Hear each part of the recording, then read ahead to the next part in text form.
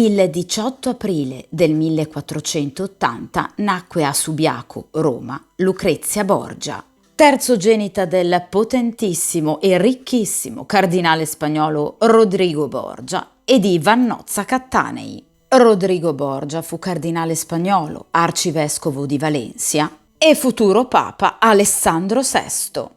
Nato il 1 gennaio del 1431 in Spagna, Rodrigo caratterizzò la sua intera esistenza ed anche il suo papato per dissolutezza, scandali, accumulo spasmodico di ricchezza, cinismo e nepotismo.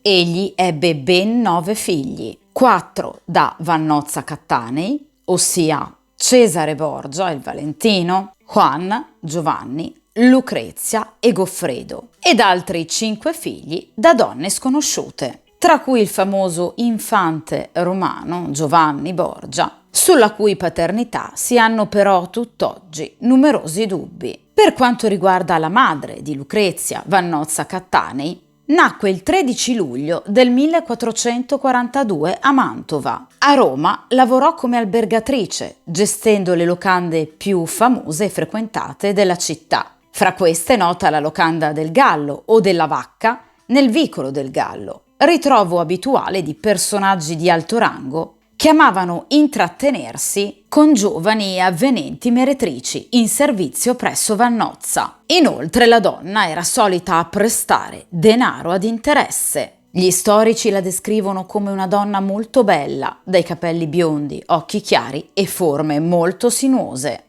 Quando Rodrigo la vide, se ne innamorò perdutamente. Probabilmente fu l'unica donna che amò realmente. Infatti, dopo anni di numerose amanti e avventure, decise di fare di Vannozza la sua concubina ufficiale. Nonostante questo, però, Vannozza doveva necessariamente avere un legittimo consorte e fu proprio Rodrigo a combinarle un matrimonio piuttosto vantaggioso. Questo però non impedì ai due innamorati di rimanere amanti per oltre 15 anni ed ebbero appunto 4 figli riconosciuti dallo stesso Rodrigo. Lo spietato e crudele Cesare Borgia, il Valentino, Juan, figlio prediletto di Rodrigo, bello, intelligente ma ribelle, libertino e sfortunato, assassinato brutalmente, forse proprio dallo stesso Cesare. Lucrezia, pedina perfetta per le mire di ricchezza ed espansionistiche del padre, ed infine appunto Goffredo.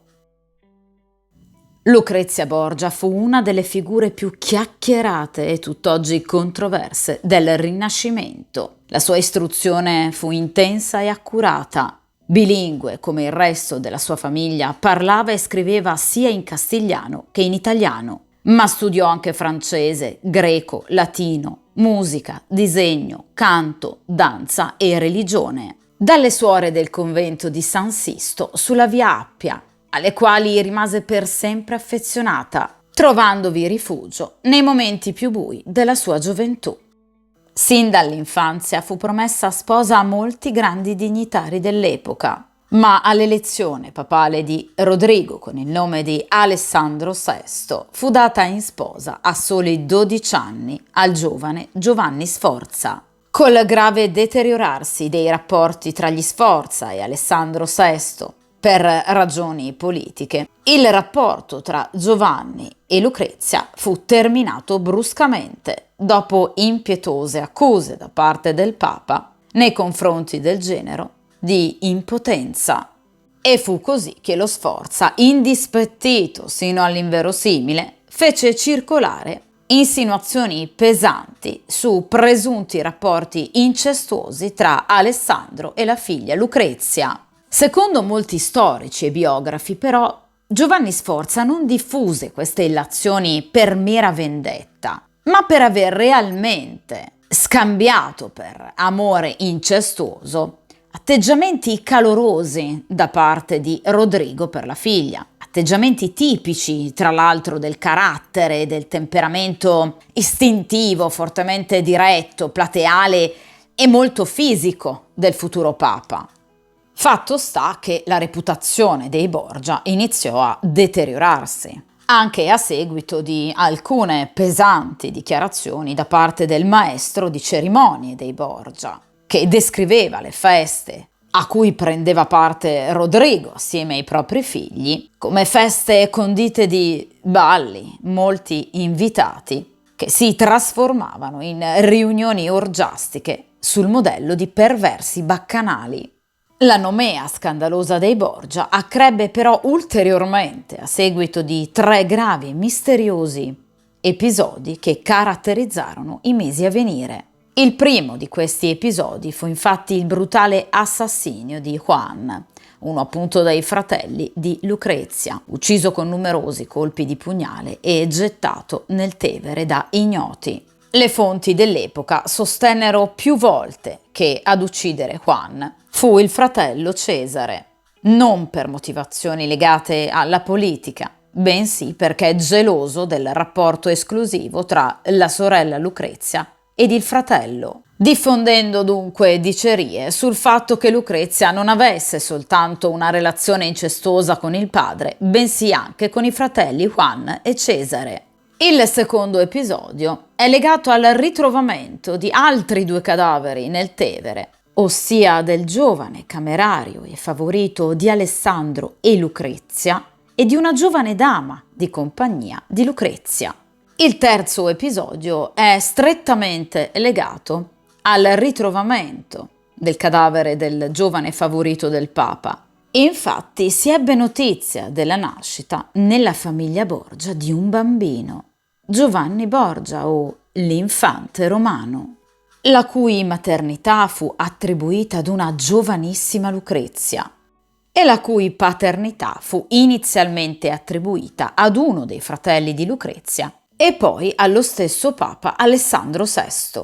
In realtà, secondo molte fonti, quel bambino sarebbe figlio di Lucrezia e del giovane favorito del Papa, morto poco tempo prima nel Tevere, ucciso dal fratello di Lucrezia, Cesare Borgia, appunto perché compagno politicamente e socialmente indegno di una Borgia.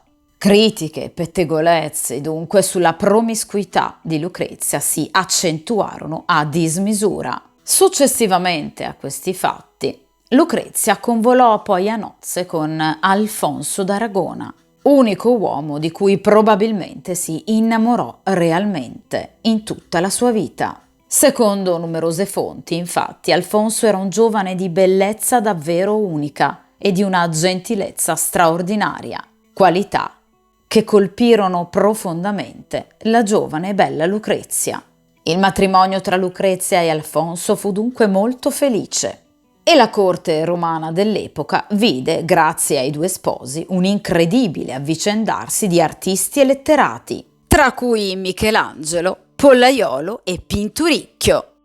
Ma l'idillio d'amore tra i 2 terminò, sempre a causa di bieche ragioni politiche e dello stesso spietato Cesare Borgia, fratello di Lucrezia. Infatti Cesare fece aggredire brutalmente in una notte d'estate il giovane Alfonso, che rimase gravemente ferito alla testa e agli arti. Alfonso fu amorevolmente curato da Lucrezia e dalla sorella Sancia, che vegliarono su di lui notte e giorno, non lasciandolo mai solo, temendo per la sua incolumità. Inoltre le 2 donne pretesero una scorta armata per sorvegliare Alfonso e medici appositamente scelti e prepararono personalmente i suoi pasti, temendo che fosse avvelenato. Con un inganno, però, Lucrezia e Sancia furono allontanate dalla stanza di Alfonso, che paradossalmente in via di guarigione fuori pericolo fu però strangolato da un sicario di Cesare. Lucrezia soffrì molto per la morte di Alfonso e trascorse un doloroso periodo di lutto, in cui soleva dichiararsi la donna più triste di tutte.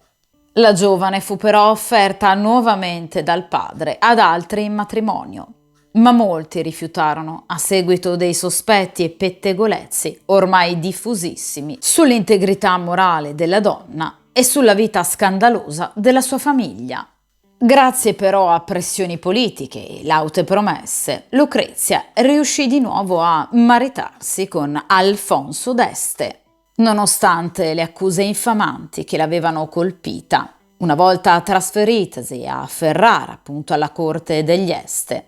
Lucrezia riuscì a conquistare tutti, in particolar modo per la sua bellezza, per la sua vivacità, per la sua intelligenza, per le sue grandi doti diplomatiche e per il suo amore spassionato per la cultura. Parendole infatti piuttosto monotona, decise di ravvivare la corte ferrarese, intrecciando così numerosi rapporti di amicizia con poeti, musicisti, umanisti e artisti di ogni genere, tra cui Pietro Bembo e Ludovico Ariosto. Unico neo della sua nuova vita ferrarese fu l'incontro con la cognata Isabella d'Este, con la quale instaurerà un rapporto conflittuale e di celata rivalità. Tra l'altro anche Isabella non risparmiò immediate critiche e primi pettegolezzi sulla nuova arrivata. Con il suo cancelliere, infatti, ebbe di che chiacchierare sull'aver consumato da parte di Lucrezia e Alfonso la notte di nozze per ben 3 volte. Lucrezia volle dunque circondarsi solo di persone di cui potersi fidare ciecamente e dunque scelse tra le nobildonne solo quelle di origine romana e spagnole. Il suo grande amore per la cultura la portò a circondarsi di una folta schiera di letterati, tra cui Ercole Strozzi, che divenne immediatamente suo grande amico. Ercole, dal canto suo, affezionato a Lucrezia, le fece conoscere e presentò il suo miglior amico, l'umanista Pietro Bembo. La bellezza estetica del Bembo, unita alla sua intelligenza, lo resero un amante appetibile agli occhi di Lucrezia, con il quale appunto iniziò uno scambio epistolare sempre più appassionato. Gli storici concordano però sul fatto che tra Lucrezia e il Bembo ci fu soltanto un amore platonico, che però infastidì molto il marito Alfonso, al punto da fare di tutto per allontanarlo da corte. Il Bembo rappresentò comunque per Lucrezia una figura importante, solida e stabile, che la aiutò a superare il dolore per la perdita di 2 figli e dell'amato padre. Quando il Bembo lasciò Ferrara, entrambi decisero consensualmente di interrompere questo amore dolce, seppur platonico, e tra loro rimase solo un cordiale rapporto epistolare. Successivamente Lucrezia intrecciò una relazione segreta e molto appassionata con il marito dell'odiata cognata Isabella d'Este, ossia l'avvenente Francesco Gonzaga. Tra i 2 cognati iniziò dunque uno scambio epistolare molto esplicito ed intenso, caratterizzato da un escamotage, ossia i nomi del mittente e del ricevente delle suddette epistole furono sempre celati da nomi fittizi. Il poeta ferrarese Ercole Strozzi, grande amico di entrambi, fungeva spesso da intermediario di questa coppia fedifraga e delle loro epistole. Una delle lettere inviate da Lucrezia a Francesco Gonzaga fu però intercettata da una spia della famiglia d'Este, che tese appunto una trappola al Gonzaga, annotandovi un invito da parte di Lucrezia alla corte ferrarese, in modo appunto da attirarlo in città e provare la sua relazione segreta con Lucrezia. Il piano però non riuscì e Lucrezia, Francesco ed Ercole Strozzi, il loro intermediario, aumentarono attenzioni e precauzioni, decidendo di bruciare sempre le loro missive dopo averle lette. Il piano fu ideato dalla perfida Isabella d'Este per poter così punire il fedifrago marito Francesco Gonzaga e la tanto detestata cognata Lucrezia Borgia. Gli ultimi anni della vita di Lucrezia furono caratterizzati da numerosi lutti. Perse infatti il suo miglior amico Ercole Strozzi, che fu brutalmente ucciso con 22 coltellate, molto probabilmente dal sicario del duca Alfonso, ovviamente geloso di quell'intrigo amoroso in cui era coinvolta la moglie.